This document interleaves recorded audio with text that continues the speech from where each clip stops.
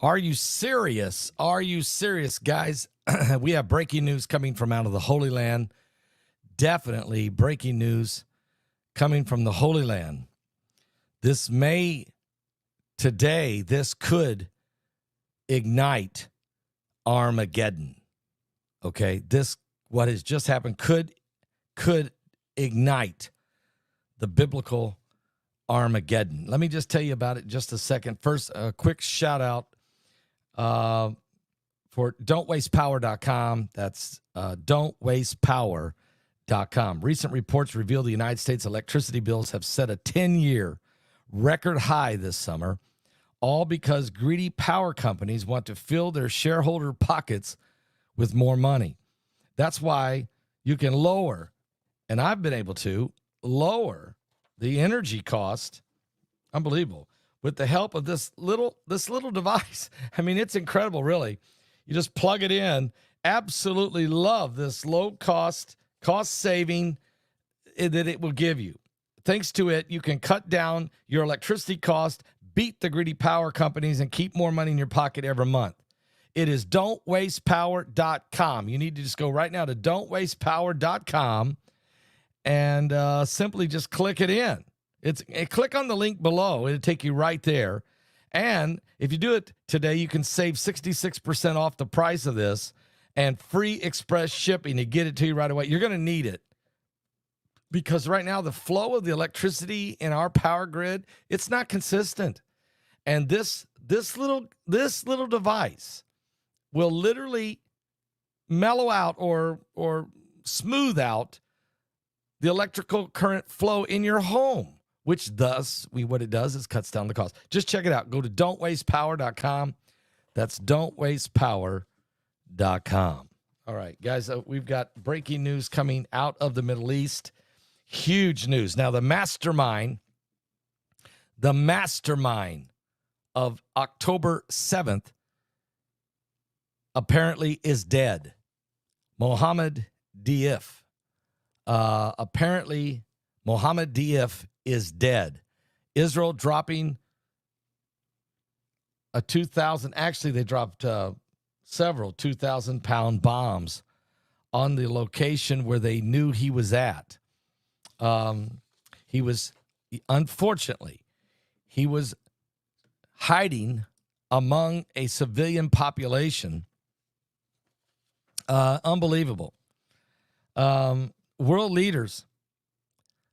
leaders are converging on this information that Mohammed Deif has been killed. Word coming out of the Middle East. Also, 70 other people died with him. Now, one report is they were, of course, close supporters and followers and actually militant jihadists that were surrounding him.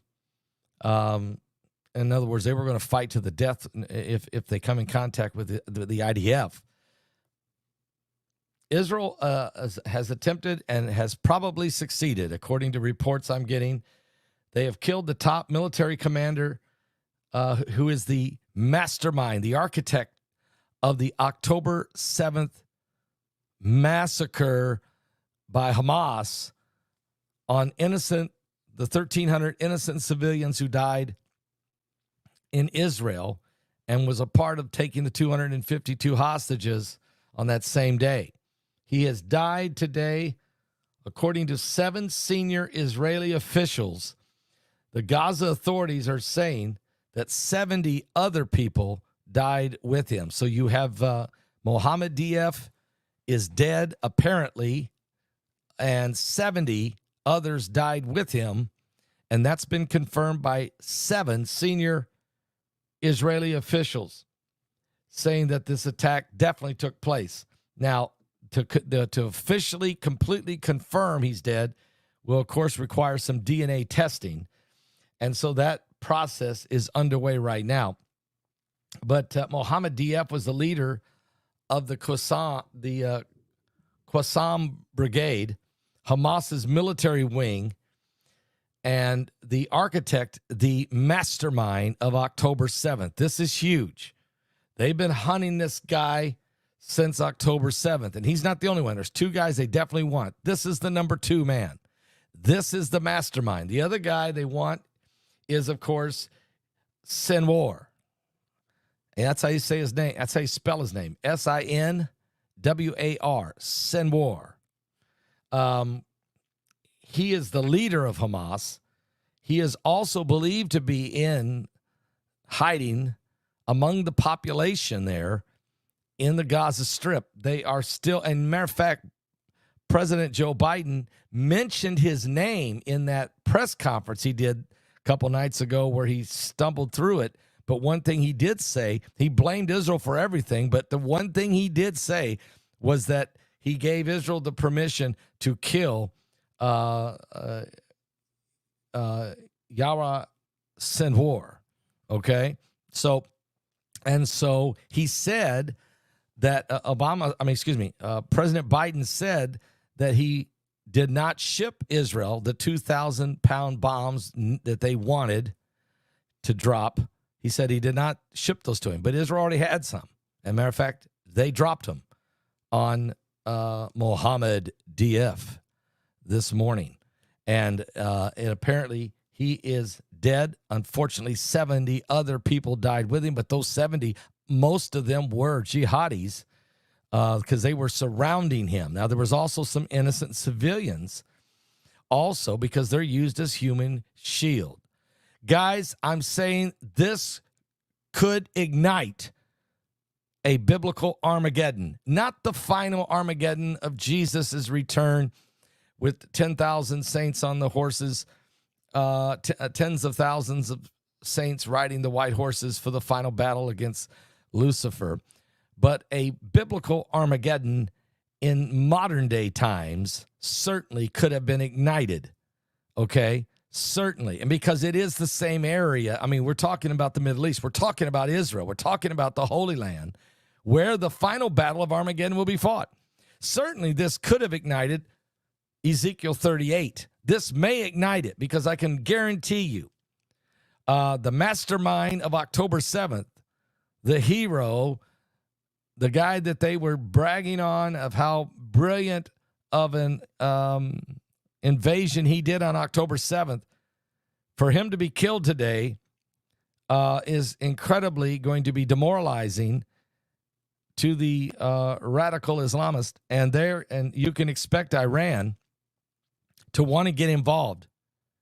You can expect Iran to get involved. Now, the mainstream media right now is still putting the brakes on this news. Behind me is the actual picture of the location, the actual burning of some of the vehicles behind me. But I mean, this bomb was huge. It was. A matter of fact, according to Amir Safari, I believe Amir said that they dropped 5 2,000-pound bombs on him, and they knew right where he was at. It appears there's nothing left.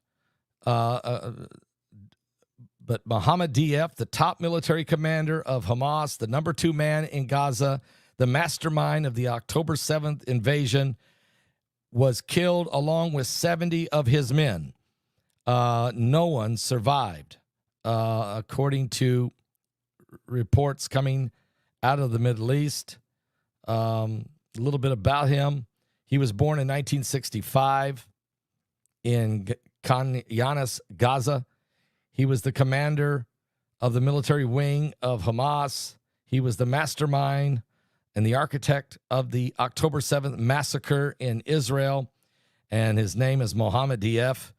And he also was wanted, and this is why I'm going to bring this up also. He was wanted for the 1990 planning of the suicide bombings that went on in the 90s in Jerusalem. Now, that means I'm going to take you, because I was there. I was there on one of those days. Matter of fact, it happened just outside of the hotel where I was staying in 1996.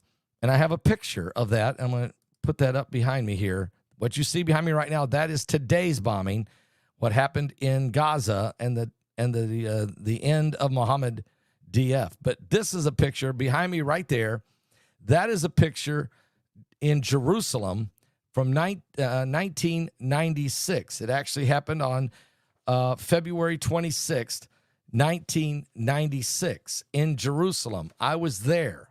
I was actually just 4 blocks from this explosion on this bus. It was the first time I ever went to Israel and I went with, of course, Dr. Lester Sumrall. It was Dr. Sumrall's 50th trip to the Holy Land. It was my first, and I've been there 11 times, but that was my first time. And it was our final day. We were leaving. We were going to be getting on our buses and headed back to Tel Aviv to catch the plane. It was our final morning. We were all having breakfast. Our luggage was already taken to the lobby and was setting up by the front doors. And we were having breakfast. I'll never forget it because I was eating an omelet and drinking orange juice, which they have the best orange juice in the world in Israel. And when all of a sudden there was this massive explosion like that, I mean, it was so powerful. It shook the hotel where I was at. It shook it like you wouldn't believe. We thought it was a major earthquake. We all thought it was an earthquake. And then this man come running into the breakfast area where we were having this, you have 500 people eating breakfast. This was a massive room. This man come running in and said, no, everybody, it's okay, it's okay. He said, that is the sound of our sonic boom from our mighty jets. Everybody, calm down. Everything's fine. Sit back down. Enjoy your breakfast. Everything is fine. I remember him saying that. And so we all sat back down and said, wow.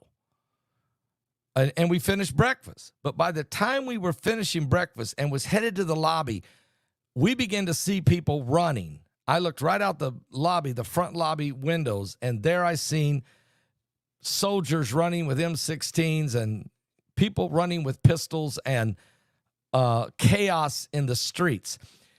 And it was and then people was coming back into the hotel lobby as we were getting our luggage, and they were saying there's been a massive bombing just down the street. There's been a massive bombing, a bus bombing. So behind you, I went and found the picture. That is February 26th, February 25th. One report says it's February 25th. Another news article says it's February 26th. And here's what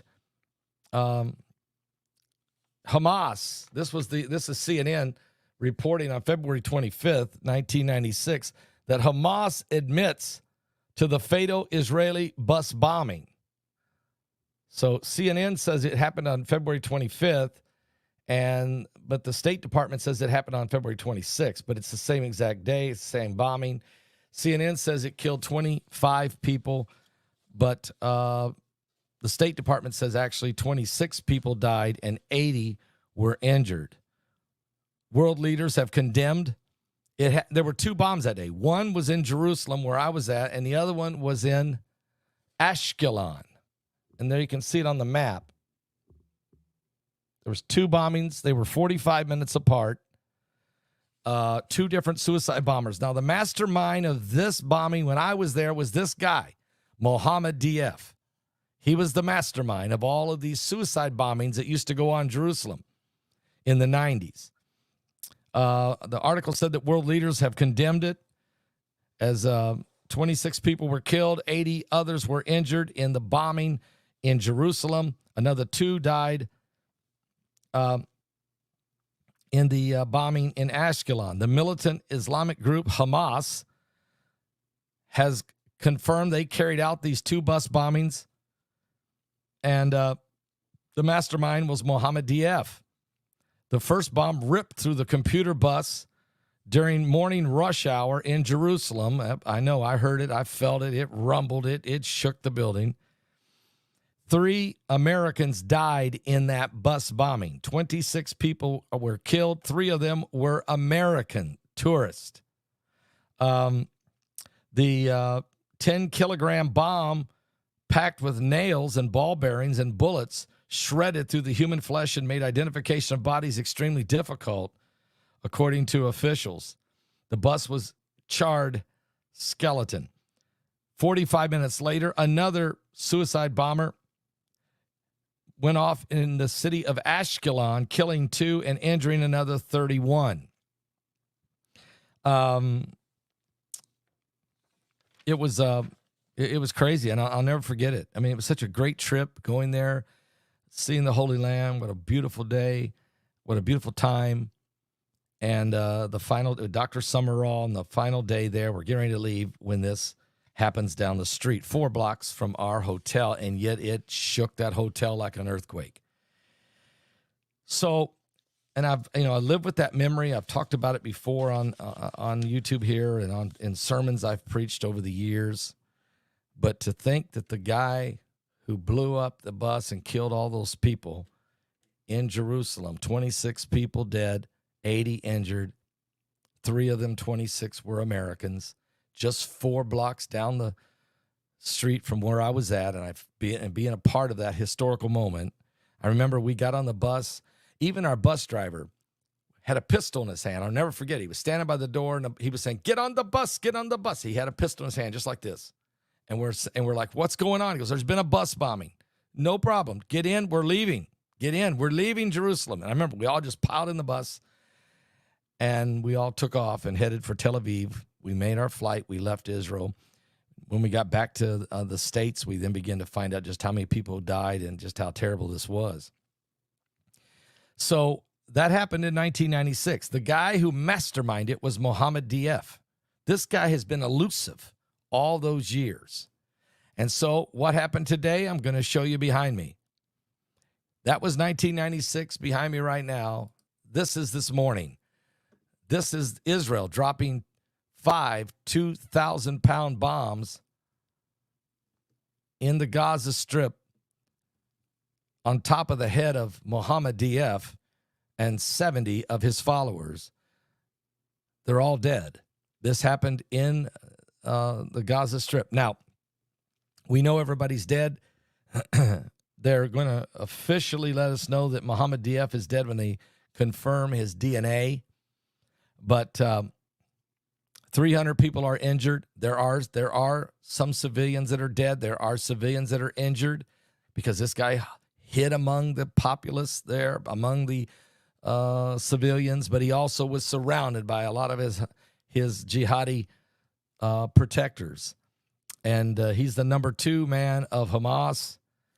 And today it's over. Now, expect a reaction. First of all, you're going to see a condemnation by Americans, by the media, the press will start to say, maybe even the Biden administration may even condemn Bibi for dropping these big bombs. Who knows? UN will probably condemn Israel, and everybody will condemn Israel for taking this guy out. But thank you. Kathy said, "I just got your book yesterday. It looks great." Thank you, Kathy. And I talk about this vortex of evil. We talk about, obviously Revelation 9:11. We talk about in it Hamas and North Korea and Russia and China. We talk about the terrorism that goes on in the Holy Land and what went on and what's going to happen and the prophecies that have to come in the book Revelation 9:11. Get a copy of this book today. Today I saw it was ranked number 28 right now at Amazon on religion and church and state. It was ranked number 28. Everybody get a copy. Get 5 copies. If you can, get 5 copies. Give 4 of them away and keep one for yourself. Don't give your only copy away. You'll never get it back, folks, because this reading, you can't lay this book down. You start reading it, you just can't lay it down. And a lot of people are telling me that they're having to read it 2 and 3 times because it is filled with so many golden nuggets in it. So you might want to get a yellow highlighter as you're reading and just start highlighting key points of information in the book, because you'll want to go back to it, because you'll be seeing something going on in the news and you'll see something taking place. Like, oh, yeah, that's right. Pastor Begley wrote about that in his book, and you'll go there and you can start finding it easier if you've highlighted it with a yellow highlighter. I mean, I actually read through my book and highlighted again because there was no way to remember it all. I wanted to keep it fresh. I want to know how to find it. Anyway, that that is what's happened. You may see Iran. Matter of fact, if it's okay, this has just happened. I would like to look and see if Iran has already responded. I would think, guys, this could ignite a Ezekiel 38 that Dr. Chuck Missler talked about would be the next big biblical prophecy moment. Iran's reaction to the death of Mohammed Deif. Let me just see. D-E-I-F. Deif. Deif is how you say it. Deif.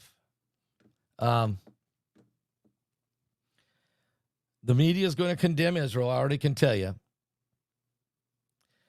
Reuters already saying it's unclear whether Deif is dead, but everyone there, 71 are dead. 70 of his supporters and believed to be him as well. They're going to do DNA analysis on the bodies. There's no doubt about that. 300 people are injured. You have to remember, it was Mohammed Deif that masterminded October 7th. But he also was the mastermind of all these suicide bombings in the 90s, of which I just showed a picture of when I was there. I was there the day that a bus exploded, killing 26 and injuring 80 people in 4 blocks down the same street I was on in Jerusalem. It was such a powerful blast that it just literally shook the foundation. It did just shook that entire hotel. We thought it was an earthquake. Mohammed Deif targeted in the strike today, just a few hours ago.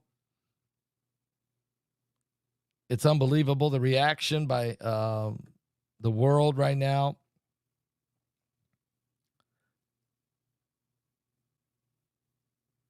Okay, and now there's now rockets. 24 minutes ago, here we go. Rockets are being fired. Initial reports indicate several people are injured, and there's property damage in the area of Kiryat Shimona. Active sirens. Israel's police have reported they're currently handling several sites where shrapnel has fallen. People are injured. I told you. Okay, so I said that. I've been on the air 22 minutes. I did not know that 24 minutes ago that they have launched a massive attack on Israel. Matter of fact, let me just grab a picture of these rockets filling the sky. And I'll throw it up behind me here. This is actual. Give me 1 second here.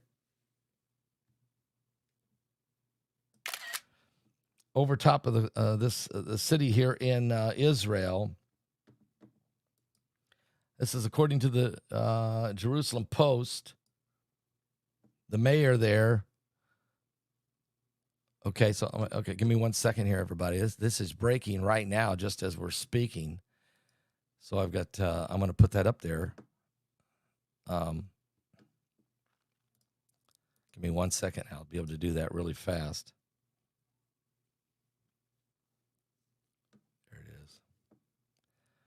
So it's happening as we speak. I'm telling you, as I was saying when I came on here, this could spark Armageddon. Well, I've been on the air 23 minutes, and this happened 24 minutes ago. Behind me, you can see that's a barrage of rockets. Those were just fired in the last 25 minutes ago. Initial reports are indicating that several Israelis are now injured. A lot of property damage in Kiryat Shimona. As sirens are going off, bomb shelter, people are running. Police officers and bomb squad experts from the Northern District are currently isolating the sites, and they're searching for additional remains to remove any further risk on the population. This is happening right behind me. That is happening right now. There's a barrage of bombs being fired, and I would assume those are coming out of Hamas. They may be coming from Hamas, but then again, Hamas is just about dead. It may be coming from Hezbollah in southern Lebanon. I'm not sure. I gotta try to find that out. If somebody's out there, I'm going to see if I can get a hold of Israel Hall. Maybe he can. Give me a second. Let's just see. He might be able to pull it up on a map somewhere real quick and tell me, or does he have a report? Let me just call him, okay? Sorry if there's a little bit of static here. Give me just a second here. Let's see if we can get a breaking report here. Hey, Pastor. Hey, Izzy, you're live on the air with us. There's as I'm talking about this, this just happened, or this just in Armageddon. I'm calling could spark Armageddon. We know that Mohammed Deif and 70 of his supporters or people surrounding him are all dead. We believe he's dead. The national media is now saying they got to confirm it. They got, I'm sure they got to do the DNA testing, but. Right. But rockets, as I started this video, I said this could ignite Armageddon, a type of Armageddon. I'm not talking about the biblical Armageddon of the end of days, but certainly Ezekiel 38.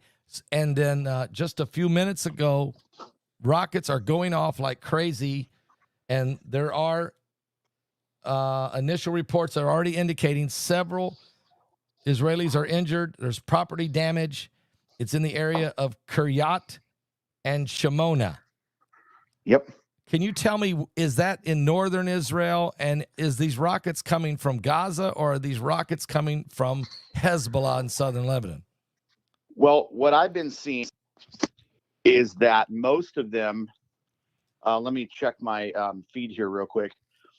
There's a lot coming from Hezbollah because Hezbollah is smelling blood in the water, right? Right. And they really want to kick off something with Israel. I've been getting the alerts as well, and Israel's been taking these leaders out one by one. It looks like Hezbollah is the one launching the rockets. That's what I thought. Northern border towns and villages. 4 Israelis have been wounded. Yep. But most of them are coming. A lot of Hamas's rocket ability has been degraded, right, and taken out. So, Hezbollah is working and Hezbollah started firing rockets on October 8th, the day after. They started right in on it. So they've been going on the whole time too, joining in on the war. So the more that Hamas loses their leaders and Hezbollah loses theirs, you're going to see these rockets flying because they're getting desperate. So folks, you can see the pictures behind me. The picture behind me, that is the rockets. Just less than a half hour ago. That's the rockets that were a barrage coming out of, according to what Israel's saying, it looks like coming from southern Lebanon, coming from Hezbollah, fired into northern Israel. According to the Jerusalem Post, so I took the picture and put it up there as we've been live on the air. According to the Jerusalem Post, several people are injured. Israel has now confirmed it was at least four Israelis are injured. There's a lot of property damage in the area of Kiryat Shimona, which is in northern Israel, and this attack is coming from Hezbollah.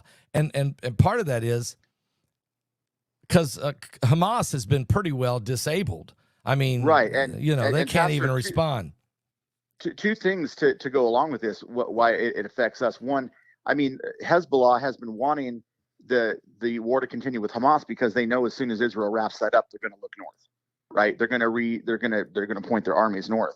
So the more they lose their guys, the more Hezbollah is jumping in. But also, there have been reports coming out that the United States intelligence has discovered that Iran has been funding and has many, many, many foreign agents and spies in the United States that are embedded in the anti-Jewish and anti-Zionist Palestinian protests in the streets of New York and Chicago and LA and in the schools, Columbia University, all these different places that's actually Iranians and Hezbollah funding it. And what happened this morning is after Deif got taken out, they're starting to activate, calling their cells. They're telling people, we need worldwide demonstrations. We need people to go worldwide and be angry about this and start spreading the propaganda that it was just civilians getting killed. They're going to ramp up the propaganda machine in order to get people in the Western countries fired up. So you got Paris, you've got London, you've got all these cities in Right. the United States that could face violence and riots because the bad guys are dying in Gaza and in Lebanon, and they're yanking the chain on their supporters and their sleeper cells. And Israel, as we first came on here, I'm going to show you folks. You're looking at the bombs. Those are rockets that have been fired out of southern Lebanon by Hezbollah upon the northern city of Kiryat Shimona, and has injured at least 4 Israelis and maybe more. And the rockets are flying. Here's what happened earlier today. This is the scene. This is an actual picture from the scene where Israel dropped. I have one report. It says they dropped 5 2,000-pound bombs. I don't know if that's true, but I know they definitely dropped some huge bombs, and they dropped them on the head of Mohammed, Deif, and he is apparently dead, with about 70 others that were surrounding him. Most of them will be jihadis to protect him, but 300 people are injured. There's no doubt. There's human civilians that are also probably been killed and injured because he hides among the population. That's the damage behind me. But I'm going to show you something else. This Mohammed Deif, who is the mastermind of October 7th, he's the mastermind of the massacre, okay? This is a picture from 1996. And February 26th of 1996 in Jerusalem.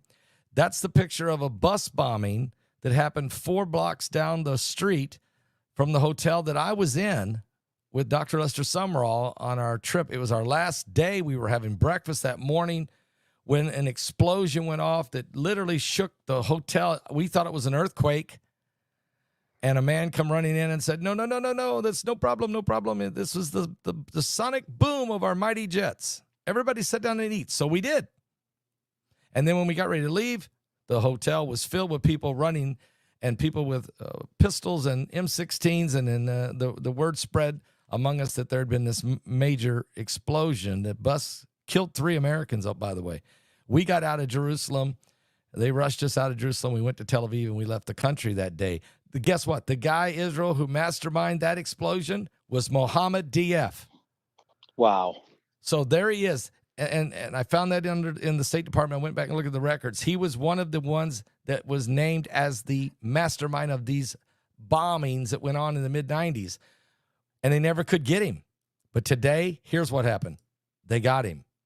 Okay? That picture right there. They got him. Well, and Pastor, it took them cranking up and doing a full-scale war in order to get these guys. The way that they were entrenched and they couldn't just do little ops here and there and send commandos in.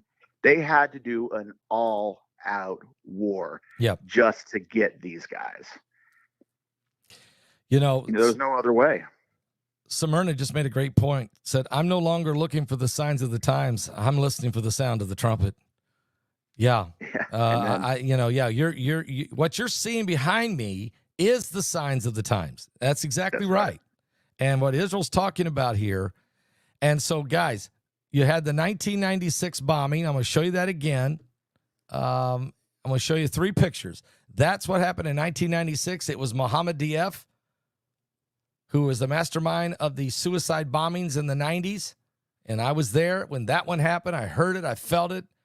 I seen the chaos. And there was 26 killed. And then 45 minutes later, after that explosion behind me there, another explosion went off in Ashkelon, another suicide bomber. He killed 2 and injured another, I forgot how many, 41 or 31 or something, okay? This one killed 26 and injured 80. I got out of the country. The mastermind of this was Mohammed Deif. Today, Israel dropped a 2,000-pound bomb on top of his head. Mohammed Deif is dead. He's the number 2 man in Hamas, behind the guy that everybody wants to get Sinwar. But this guy was the mastermind. He's dead. And here's what happened just a few minutes ago. Rockets are now being fired over top of Israel. 4 Israelis are already injured, we know. There's fires burning. There's, it's nighttime now in Israel there. So you're looking at the very rockets. Israel, we may be getting, and like you said, the media is going to spin this negatively against Netanyahu and against Israel. The U.S. media will. You'll see, before this day is over, you will see protesters in the streets across America. Yes. Would you agree? And like you said, Paris, London, and other cities. Do you expect that to happen before the day is over? Absolutely. And who knows where it could go from there. I mean, they've already taken over in the elections. I mean, we've seen that. So now you're going to see the policies of the UK and the policies of France start to be bent towards their new new voting class, right? Yeah. So their protests are working in these countries because they're ruling by mob rule. They're scaring the people, into go into the streets, and they're scaring the government into saying, you better listen to us, you better listen to us. And they know it. So, they're gonna kick right back out. If it didn't work, they wouldn't do it. Right. And they've been going out there, and that's why I'm not saying that we should go to the streets, but we need to definitely stand up for what's right and say what's right, and support the Jewish people and support. Absolutely. And pray and not be ashamed to say that we support Israel.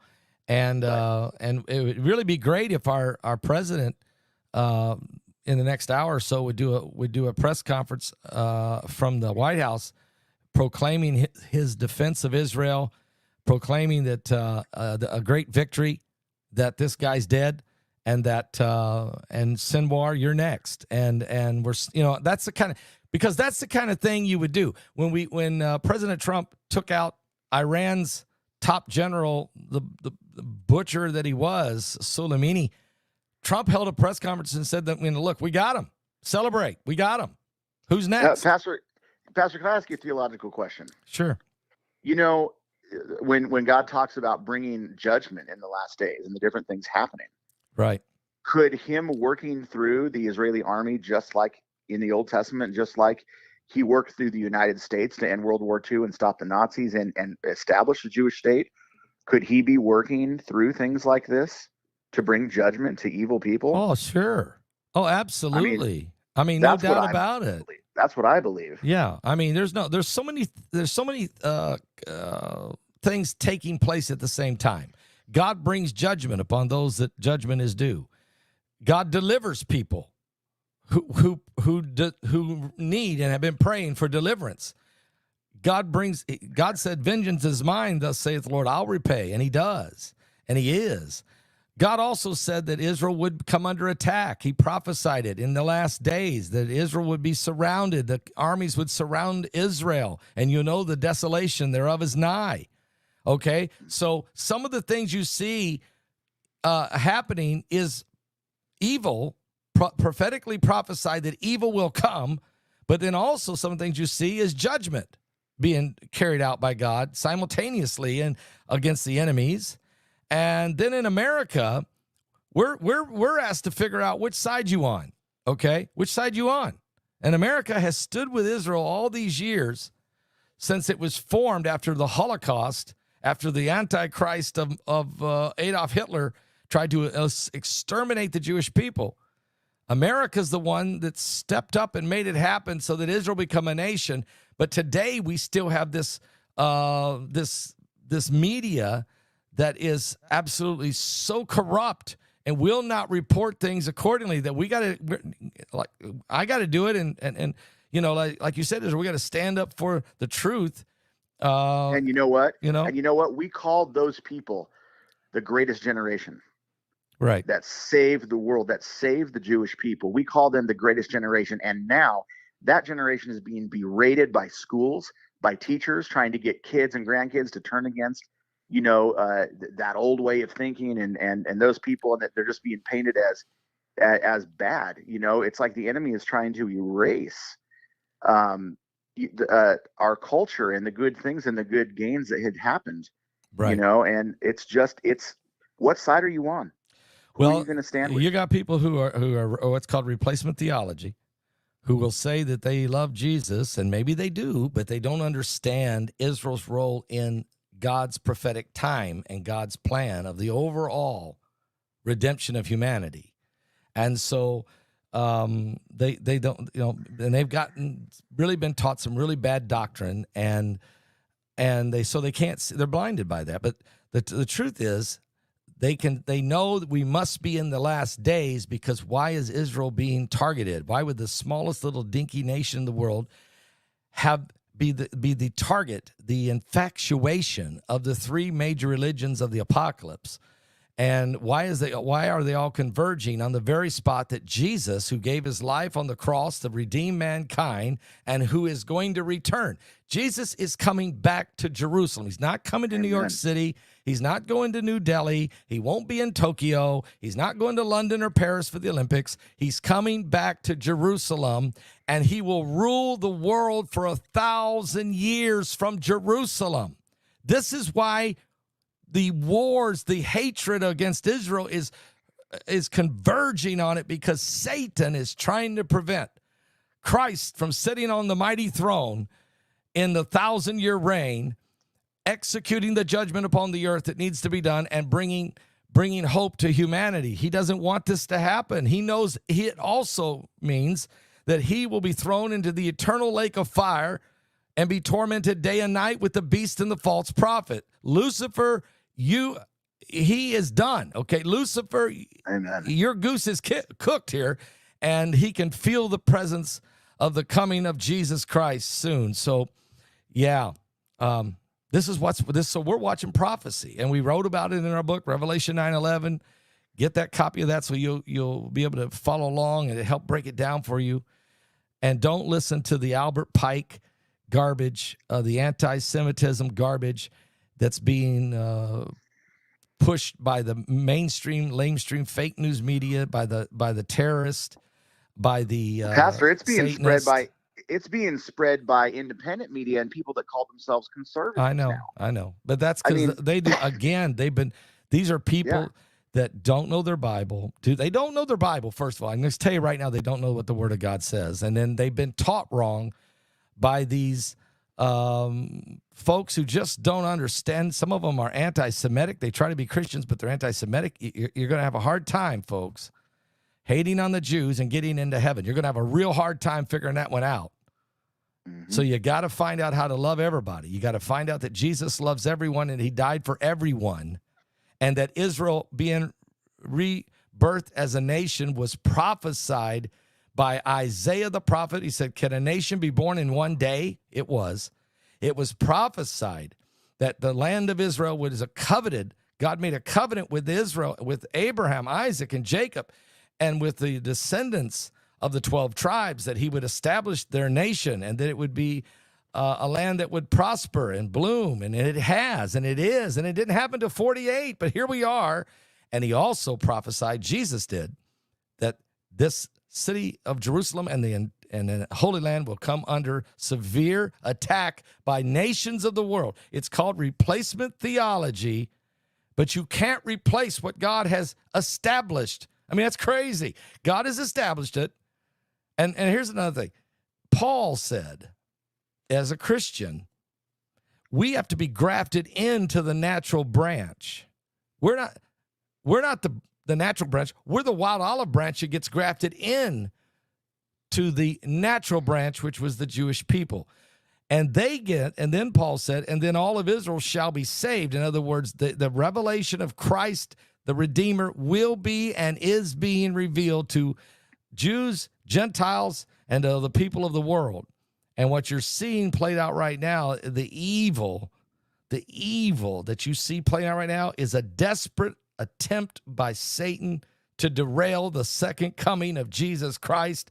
But I'm here to tell you, Jesus is still on the throne, folks. He's still on the throne. He's still on the throne, and he is redeeming the lost. No matter who you are, Jew, Greek, bond, or free, or from whatever nation you're from, it doesn't matter. The blood of Jesus Christ will redeem you from sin, and God's prophecies will be fulfilled and are being fulfilled right before our very eye. Amen. I didn't mean to get started preaching there, but Pastor, you know what? You can say it like this: nothing can stop who is coming. No, that's right. Nothing. Amen. Izzy, thank you for getting that information for us, and I impromptu getting on, okay? Absolutely. Thank you, Pastor. Keep up the good work. God bless, brother. God bless. Israel Hall, folks. Well, look, it's an incredible time we're living in, and so you need to pray for peace. Now, here's what the Lord told us to do. Pray for peace. I'm just reporting what's going on. I don't like what's going on. I don't want what's going on. But all I can do is report what's coming on, and then all I can do is tell you in the Bible that this was going to happen. I don't like it, don't want it, but the Bible already said this was going to happen, and worse things. Which means Christ's return is imminent. And I don't know when the rapture is. Nobody knows. And anybody that's ever tried to say they know, they've been wrong 244 times. 244 times. Prominent theologians and pastors and evangelists, and in the last 2,000 years, there's been 244 prominent prophecies and predictions of dates that were set on the rapture, and they've been wrong 244 times out of 244. Harold Camping being the last one, when he said that May 21st, 2011 was going to be the rapture, and then he said, wait a minute, I miscalculated. Maybe it was October 21st, 2011. Both wrong. 244 times. In other words, nobody knows the day or the hour. But we can see the signs of the times. And certainly Christ is coming. I'll be right back, guys. Are you serious?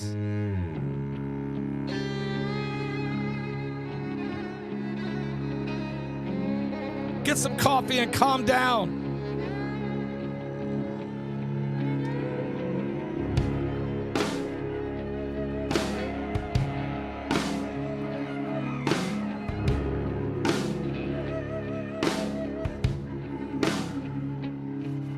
Saturday was silent, and surely it was through. Since when has impossible ever stopped you? And Friday's disappointment is Sunday's empty tomb. Since when has impossible ever stopped you? This is the sound of a dry bones rattling. This is the praise, make a dead man walk again. Open the grave, I'm coming out. I'm gonna live again. This is the sound of dry bones rattling. Pentecostal fire, stirring something new. You're not gonna run out of miracles anytime soon. Your resurrection power, it runs in my veins too. I believe there's another miracle here in this room. This is the sound of dry bones rattling.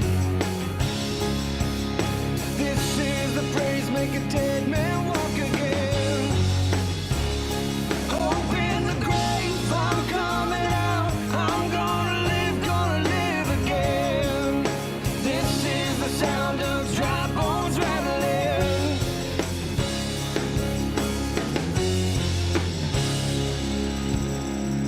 Somebody shout right now.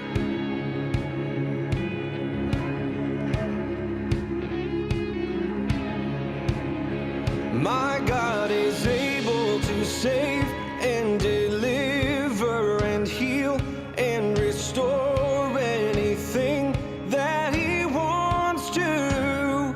Just ask the man who was thrown on the bones of Elisha if there's anything that he can do. Just ask the stone that was rolled at the tomb. Pray for peace. And what happens when God says to move? I feel Him moving it now.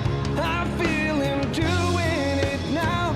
I feel Him doing it now. Do it now. Do it now.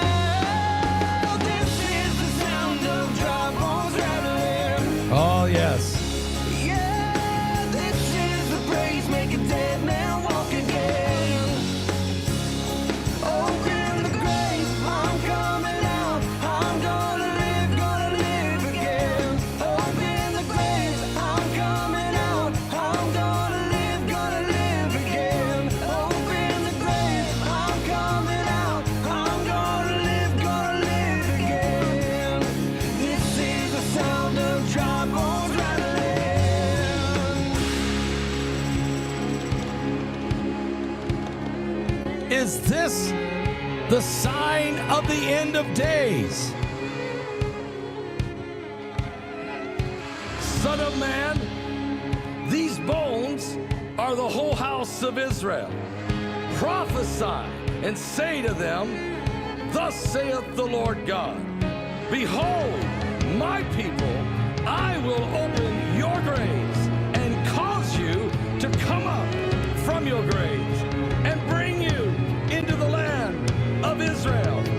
Then you shall know that I am the Lord, and I will put my spirit in you, and I will place you in your own land, and you shall live. I will place you in your own land. You shall live, live, live, live, live.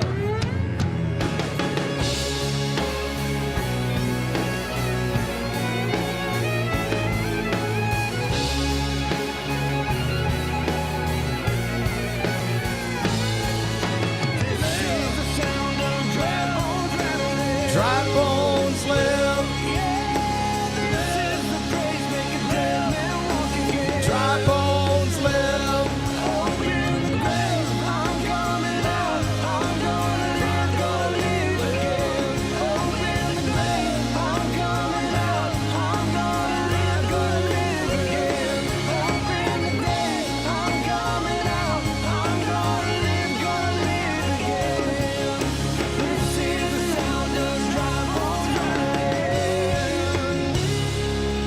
Oh, that's right. Rattle. The bones, the prophecy, Ezekiel chapter 37, that Israel would be rebirthed as a nation that would come from the dry bones. God asked the prophet Ezekiel, do you believe they can live, these bones? And Ezekiel said, Lord, thou knowest. And God said, then prophesy to them and start commanding them that they're going to live. And they began to wake up. And Israel was rebirthed as a nation, but it took 3,000 years after that prophecy for it to happen.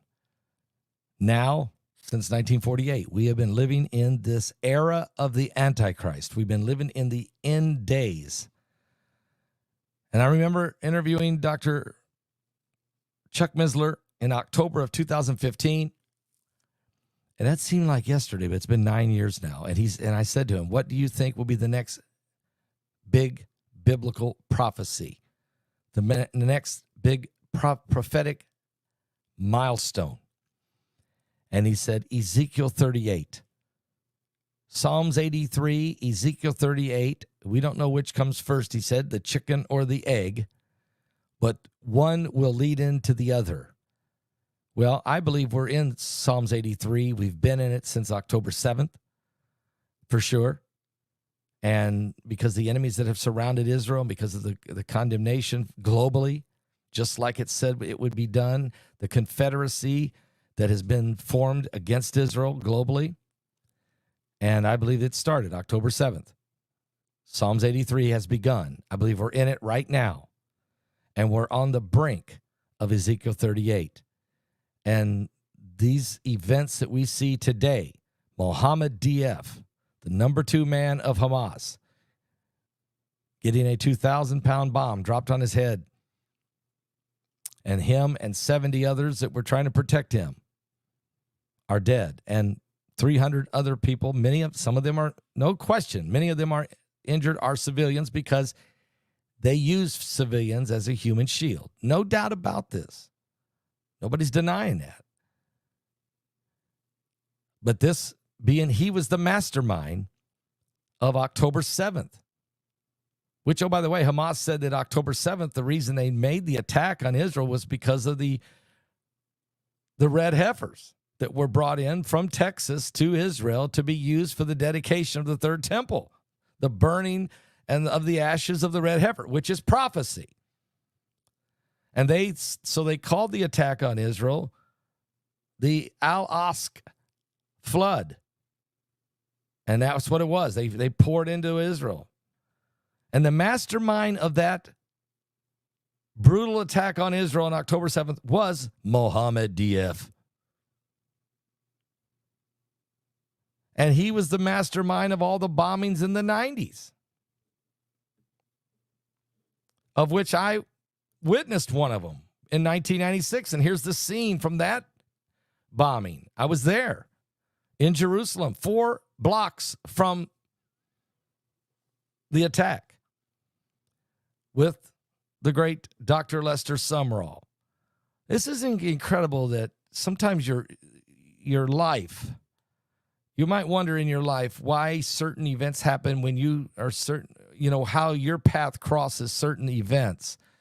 I can't explain it, but I can tell you that prophetically things are happening now. So the guy who masterminded all these bombings that you see behind me, that I was there in 1996, that man who also is the mastermind of October 7th, Mohammed Deif, today, that's the scene behind me, what happened to him today. And then, just a few minutes ago, this is the scene as Hezbollah is firing hundreds of rockets into Israel. That is an actual picture from this within the hour.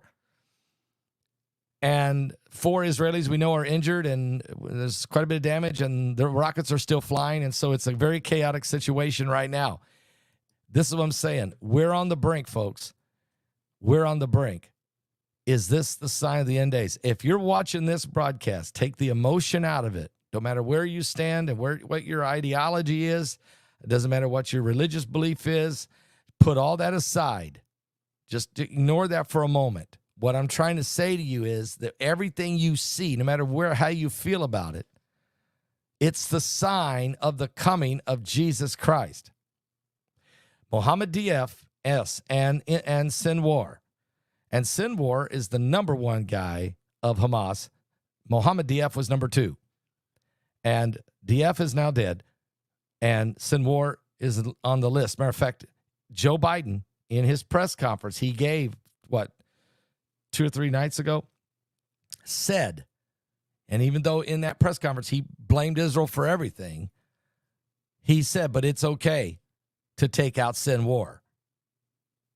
He called his name out. Well, Deif got it first, but Sinwar's on the list. You can believe that.